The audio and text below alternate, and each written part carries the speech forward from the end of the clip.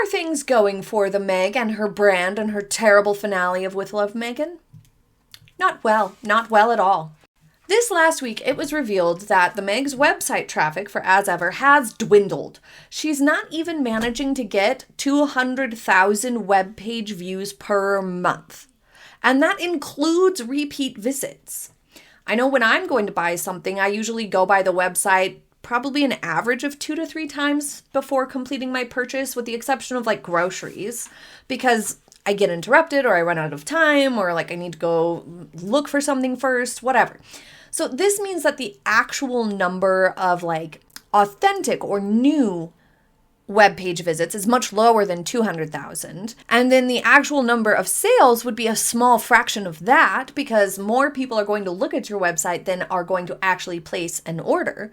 So that's actually a really, really low number, especially in comparison to Goop, for example, which gets well over 800,000 views per month to their webpage. This is not a good data point for Meghan, and it's down from previous months earlier this year. As we have said so many times, you want to see growth with businesses.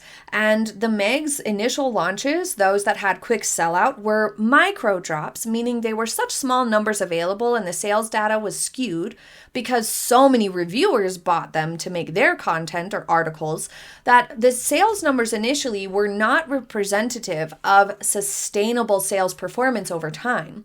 It was skewed data from that initial interest of reviewers combined with really, really low availability. So now that things have kind of calmed down and people aren't doing reviews anymore, this data of lower site traffic demonstrates that exact problem of scaling to a false precedent and seeing a huge downward trend to interest after those first couple of drops that had a lot of curiosity power to them. And this comes as Meghan was hit with more bad news that Netflix is not going to carry her products in their brick and mortar stores, which wasn't a huge surprise to anybody, but it's still not great. She was kind of seeming like she was relying on Netflix to do a lot of the heavy lifting, even if the show didn't continue. And it looks like they're kind of like, no thanks. So she has tried to pivot to pop-ups recently, which isn't really a sustainable way to carry a business like hers, but it can be helpful at times. I think in the particular areas that she's put them, she might have better odds than just general public. But typically pop-ups work best for something that has huge name value, that has a big cult following, and also big pop culture relevancy. Things that have really big, strong social media campaigns. And Meg has none of those things going for her. But she set up a pop-up at Godmother's and at Soho House to sort of desperately try to keep some inventory moving. And thus far, it still doesn't seem to be gaining any sort of significant traction. And there was even a controversy at one of the pop-ups at the bookstore because there was wine on display on this for sale table amongst other goods that were for sale. And an investigation revealed that Godmother's had applied for an alcohol license in June 2024, but it had not been approved at the time of the November 2025 pop-up store sales event. And under California law, a business must have a license from the Department of Alcoholic Beverage Control to legally sell alcohol, including bottled wine. And later, they tried to say that the wine was just for display purposes only and was full of water. But all the pictures that the Meg posted showed wine bottles sealed full of rosé, not water. So, she lied again. As Ever right now is a sort of nascent lifestyle brand with initially high curiosity. But that curiosity has pretty much been used up because, as I said, it was a lot of royal reporters or journalists who work for publications that were boosting the initial interest in the brand. But overall, brands like this ride on celebrity visibility and storytelling, as well as lifestyle positioning. It needs enough to generate hype and attention that lasts. Meghan has clearly struggled to convert that initial curiosity and hype into a stable growth trajectory. for her business. And this harkens back to a key flaw in Meghan's business model, if you could call it that, with Love Meghan and the As Ever products. Its initial concept was to be integrated into the show and that the products would play off one another and sort of essentially self-promote, the show and the products would. But Meghan dropped the ball on that with a disorganized launch complicated by the branding and subsequent rebranding to As Ever.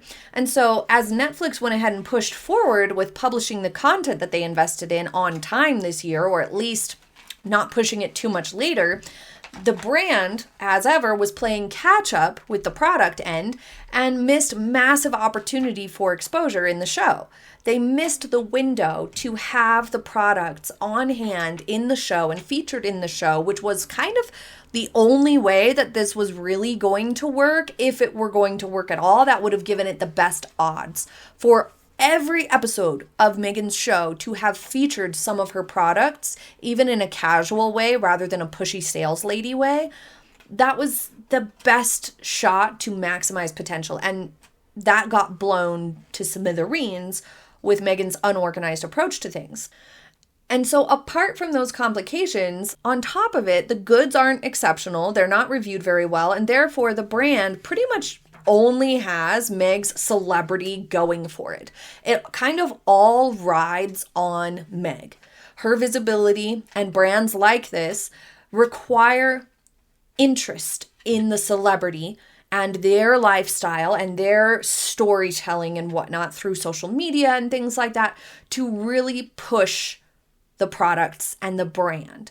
And without that piece, it just doesn't work because there's not enough traction or interest or reason for anybody to pay attention or for it to fall onto anybody's radar. The celebrity and the brand and the products need to speak to the audience and actually connect. And that's exactly where Meghan has a hard time. That's never been her strong suit.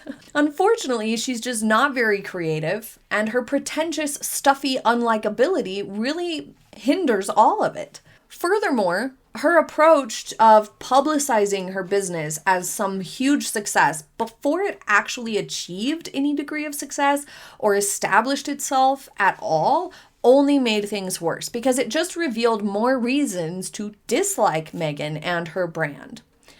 Had she taken a more genuine, humble, and likable approach that was infused with some degree of creativity and inspiration, then things would have gone a little better because everything just looks like it's been blasted in beige. The heavy filters make everything look hazy, just further flattens all of it, and the blandness is all that we're left with. Overall, nothing feels creative. Nothing feels new or innovative. It's all been done before and it's all rather plain. It's not inspired. And so it's not compelling for followers or for people to be like, oh, there is, like something interesting here or something to like here. It's just too flat. And so all of those things combined, the general marketing approach, the sort of thrusting it on and putting on airs that, oh, it's so successful when it's not. Everybody knows it's not. The product's not being good, missing the opportunity to integrate it into the show, it literally leaves just Meghan as the draw for the brand. The only reason to buy As Ever products is because of Meghan. You want to support Meghan. That's the only reason to buy them, because you would never choose them over something else. There's nothing else going for them. And she's just not got the star power to carry a brand, especially something like sort of subpar, lame pantry goods. It just doesn't add up. She lacks the charisma and the logic and savvy to be able to pull something like this off.